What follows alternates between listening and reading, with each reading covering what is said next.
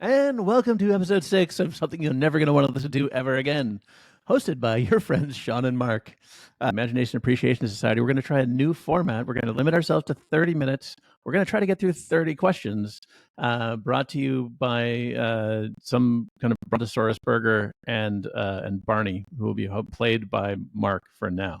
Some sort of theme, some sort of synthetic Brontosaurus burger, since obviously I don't eat Brontosauri. Brontosauri? No dinosaurs were harmed in the making of this podchat. Not now, but they may have been some significant time before this podchat. Well, it turns out that Brontosauruses were not real. They were actually just Diplodocus. Oh, were they? Yeah, no, it's disappointing. The Flintstones were lied to us as children. No way. Next year, tell me the Jetsons isn't really our future. I hope it is. I'm still waiting. All right, we only have 29 minutes left. Let's hear question number 1. Are we going to attempt it? Okay, so when we actually do the podcast, I will overdub this properly with Barney, which would explain the Flintstones thing, which is our new AI-generated voice, and Quizmaster. But for now, you're going to have to do with me. And it might still be me if I don't fix Barney and edit him in time, okay?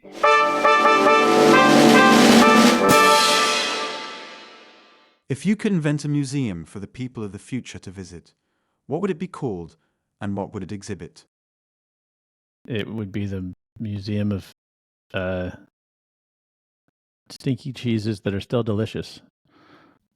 And it would only have cheeses that were stinky but didn't suck. Okay. Could you name one of those cheeses for me? The actual name. Don't just call it Bert.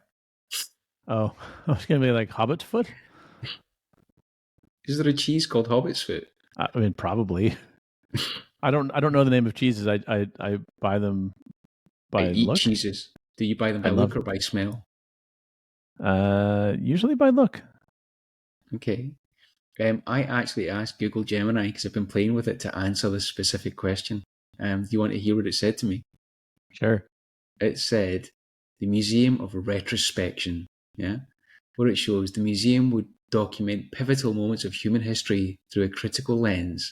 It emphasizes not just what happened, but how those events shape society, technology, and culture, both the good and the bad. Yeah, see, this is why AI is never going to win, because no one's going to go to that museum. It's not even funny. What is the point of that? It's what I worked out from asking it all these questions that we had were, sorry, it's a horrible way to put it, but what I mean is, it's just so. That's a lovely compliment. It depends on how you look at it. Do you know what? It's just so meek in my. Oh yeah. I guess it depends on your what you think about that. Whether you like fat felines or not. Nice attempt at recovery, my friend. All right, question number 2. Question number 2 will be. You're going to answer this one. Am I? Okay. If they were to name a law after you, what would it be? That's really easy. It would be Mark's. I can only think of the best way to put it is "Don't be a dick" law, and that doesn't mean that I'm against penises or any phallus in that way, but just people who act like dicks. So basically, be a decent human being, and there should be some sort of. It will require the invention of some kind of meter that you hold up to someone's action, and it just is like a PKE meter and an meter. Yeah, and it just says, "Nope, sorry, you've been too much of a dick. You must now." Now, the punishment would just simply be a timeout. Yeah.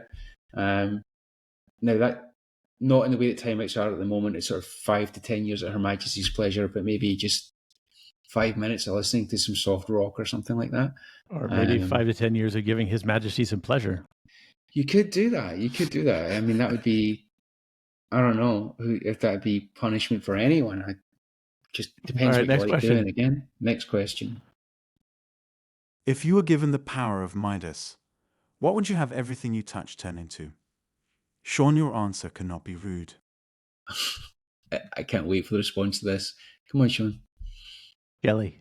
It would jiggle. Everything would jiggle. Yeah. Can you elaborate? Well, so like so in America it's called Jello. I don't know what you British people call it. But Jelly. Like gelatin. like Yeah. fruit jelly, so jelly. And so like there's a great Instagram account everyone should follow. It's called The Adventures of Jelly,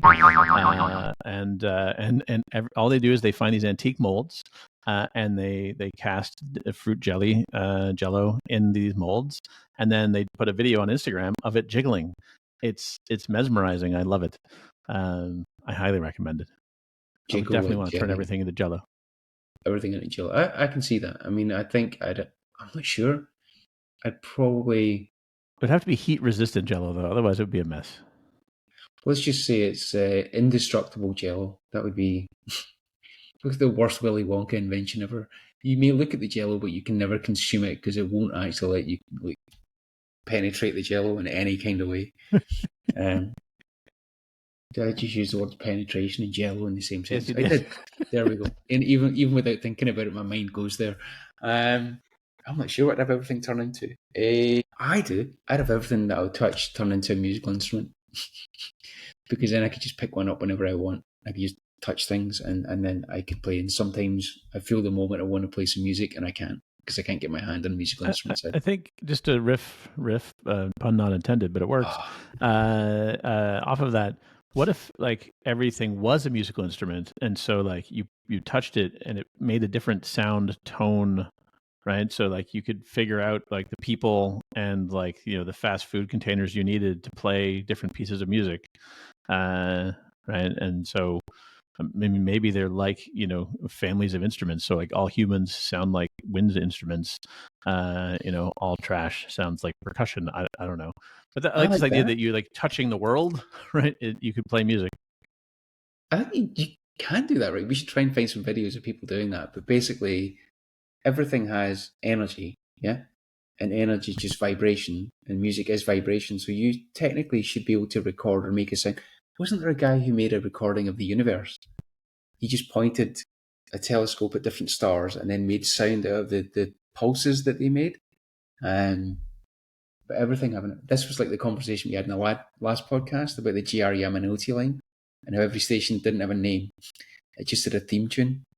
And you knew where you were getting to by the song. I think life would make much more sense to me if everything just had a sound. And I could. But then would the act of playing people, which is conceived as a bad thing, then become a good thing? Playing with people, there you go. That can only be good, right? It would have to be, as long as there's active consent, you're fine. Yeah. Okay. All right. Next question. Cool. I'm going to run out of questions. I didn't write that many. You said there were 30. Lies. No, you said there were 30. To me. No, you did. ADD told you that I said there were 30, but I said there are some questions and you just instantly filled in the rest of the blank, Sean. Which conspiracy theory do you think is actually true? Personally, I believe that Mark hasn't changed his underpants for the last 15 years because, well, basically because he's gross. Which conspiracy theory? I mean, I hope we've been visited by aliens. It'd be kind of disappointing if we haven't. But do I think that's true? I don't know. I feel kind of disappointed that if we haven't been visited by if we have been visited by aliens, why they haven't made themselves known to us? What is so wrong with us as a species that they've decided, nah, not yet. Nope, they're definitely not worth talking to. We should just go stick some stuff up their ass and then disappear off for a while and then come back and see what's going to happen. Let's probe and leave. Yeah, I kind of hope they'd want to stop and have a conversation. We got ghosted on the first date. I like it. All right, hang on. I'm just gonna. We are the swipe life species. The top 10 conspiracy theories on the internet. I'm drawing a blank here. You know what? I know it's not, but I'd hope the magic bullet theory around JFK was true. Because if it is, yeah, that is one spectacularly unlucky sequence of events, right? That feels like, I mean, it's maybe a bit naughty for American culture to say that, but how they managed to try and convince people that happened. If that was actually true, that would be like, we told you. I mean, it's not, clearly. But aliens is number 8 on the ChatGPT top 10 conspiracy theories. No way. Yeah. It's followed closely by number 9, COVID-19 conspiracy theories. Contrails? Is Contrails up there? Contrails is number 4. This theory Good. claims that condensation trails left by aircraft are actually chemtrails, consisting of chemical or biological agents deliberately sprayed for unknown purposes. I personally think it's Splenda, ranging from weather control to population reduction. How about the moon landings has got to be in there somewhere, right?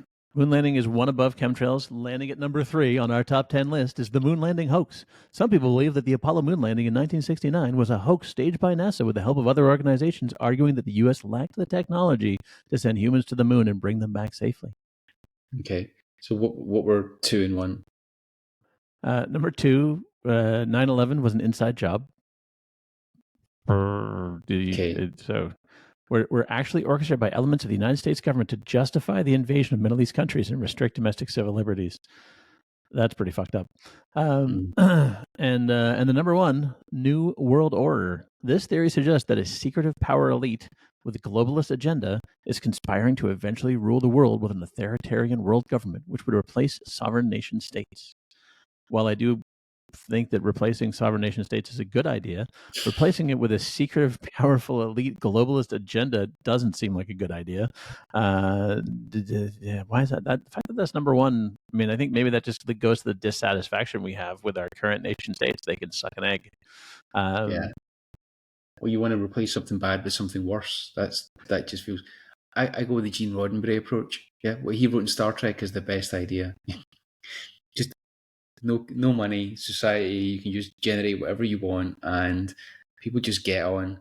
But then, unfortunately, the thing of that is they then go off into the universe and do exactly the same colonial shit with everyone else. So yeah. So evidently, when we can't start doing it to each other, it's that everyone hates the next town over, right? You get that? So I'm from a place called Wiltshire, and Wiltshire hates Somerset, yeah? And Somerset is in England, and England and Scotland. Bastards. Yeah, because they're all shitheads, right?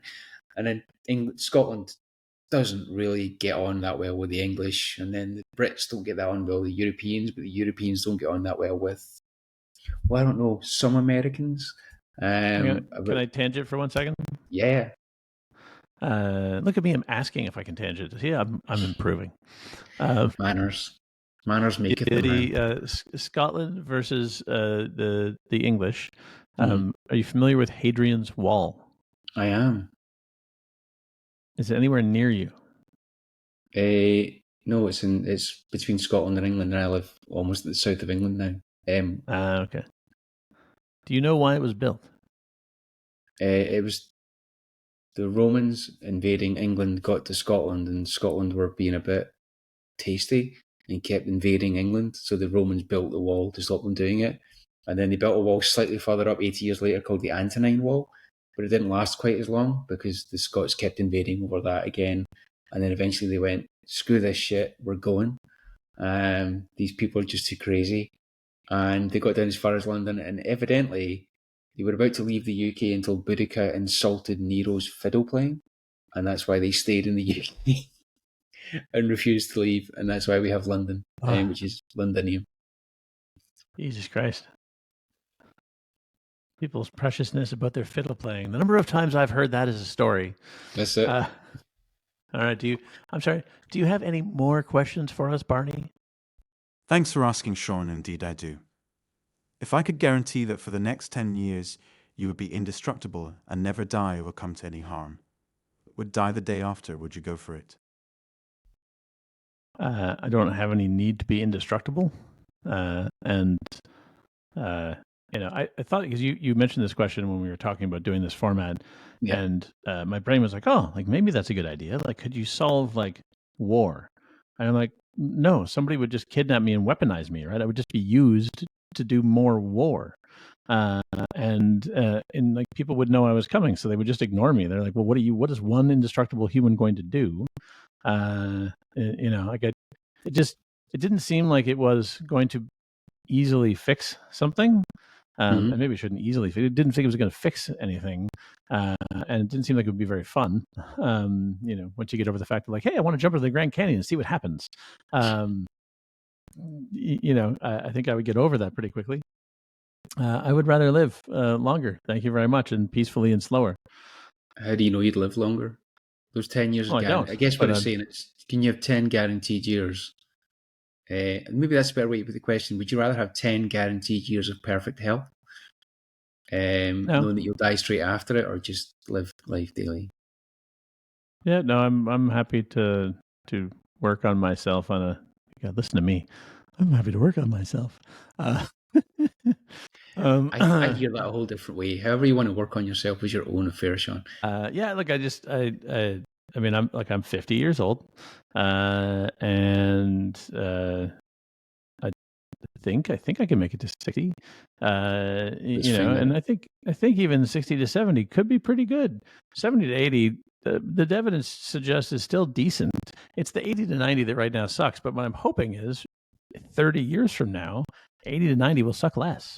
Right? And like, so I'm kind of betting on the long game here. But I'm not ready to be done in 10 years. Thank you very much. Surely you could be at least part bionic human by the time 30 years has passed. Yeah. Technology I must. hope so. I'm going to need at least one shoulder. So I'm putting in the order now. Okay, how about this? If your house was on fire, which one object would you choose not to save? In fact, we will have a firefighter go in with a flamethrower to make sure it is destroyed. What would that object be? I don't really have anything in my house that I would. I mean, assuming that family is safely out of the house. Yeah. I hope you wouldn't choose to throw your family back into the flames, which is the question, right? No. Yeah, like, I mean, just to answer the usual question, right? Like, I think I would be most sad from a photography standpoint if I lost the photos of my family, both past and present.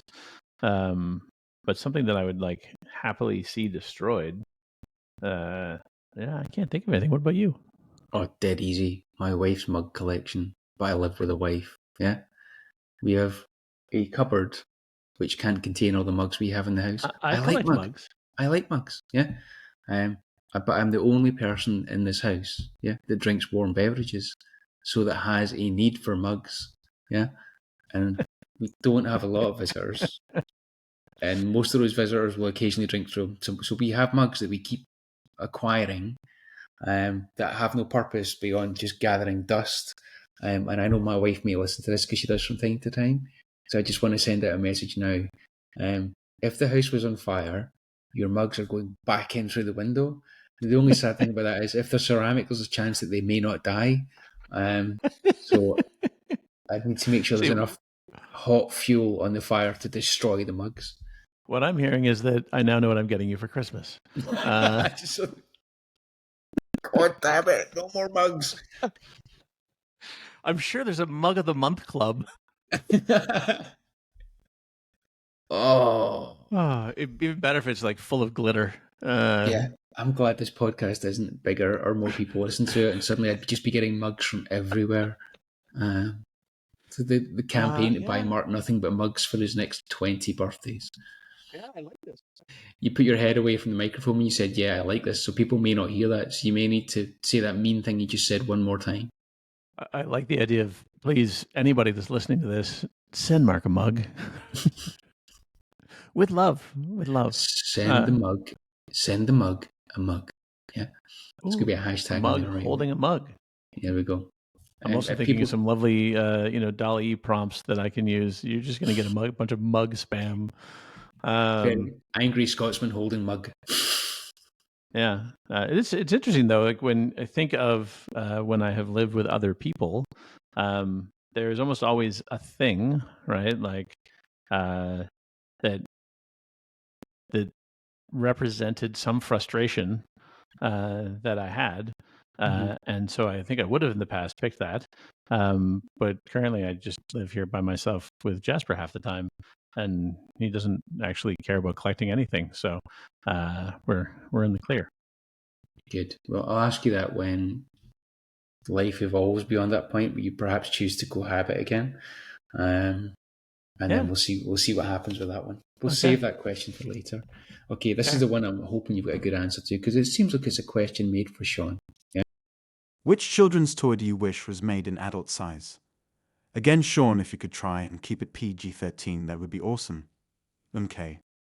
There's an immediate answer to this. The big wheel, which do you know what that means when I say big wheel? To people in the UK, a big wheel is the same name that we use for a Ferris wheel. Okay, so not that. So there's a kid's tricycle, and it was made out of plastic, and it rides really low off the ground, so you feel like you're going super fast, right? Your butt is like 4 centimeters off the ground, and it's got big wheels on the back, right? So 2 wheels on the back, and the wheels are also made out of plastic. This is important because it has an emergency brake on one side, and then it has like motorcycle, chopper handlebars in the front, and a long extended fork with a small wheel on the front, like thinner wheel on the front. So it looks kind of like a modified tricycle chopper, that some fat biker might ride. And I can say this because I'm a fat biker. But I don't have a tricycle. But so super cool. And there's pedals. The pedals are on the front wheel. So front wheel powered, and you pedal, and then you could flick the handlebars and pop the emergency brake, which would lock the plastic wheels. So plastic on concrete. You could drift before drifting was a thing, right? And so you had so much fun, like just spinning out. And so they have, of course, now they do exist as adult size ones, but it's not standardized. And then there's a subgenre of big wheel, which was called the green machine. I never had a green machine because they were too expensive. My parents wouldn't buy one. But the green machine was kind of like a recumbent bike, right? Except again, it had the 2 wheels on the back, and it just looked badass. It looked a bit like a grasshopper or a praying mantis, because it was green and it was the green machine. And it had I think the steering was 2 levers. And so again, just like chaos, kids and chaos on concrete, super fun. So that would be my toy of choice. And I would love to have a human-sized one, ideally with a combustion engine. That would just smell really good, like 2-stroke. That smell of like gas and oil burning together. Yeah. Sorry, environment, but it just smells so good. So before you go into the next part, I may be about to make your day. Have you heard the concept of a Huffy slider? No. Okay, so they make adult-sized drift trikes from a company called Huffy Slider, which I know from my time working in the bike market. And there are people who drift these trikes down hillsides and mountainsides, adult-sized people. And they make the back wheels specifically non-grippy. And I know this because I've ridden one. And they are terrifying. Terrifyingly fun, but by that same token, terrifying at the point where one of the things about drifting is you're kind of on the edge of control, which means quite often you get beyond the edge of control. Yes. And your ass ends up seeing what your eyes should be seeing. Yeah. But if you look at it off this, and we'll save your reaction for the next pod chat. Yeah. If you go find that, and if you don't find it, I'll find it for you. I'm just worried that I've just given you the need or desire to buy one, and I may see one in the background in your living room next time we do this. Once I have that kind of disposable income, definitely will. So thank you. Cool. And the good news is, there's nobody to complain about it. Jasper will be excited. But the tangent on that one is there was a kid's product, not a toy. Although it kind of made you feel like an action figure, and so they were called Underoos. And Underoos was a set of underwear. So it was like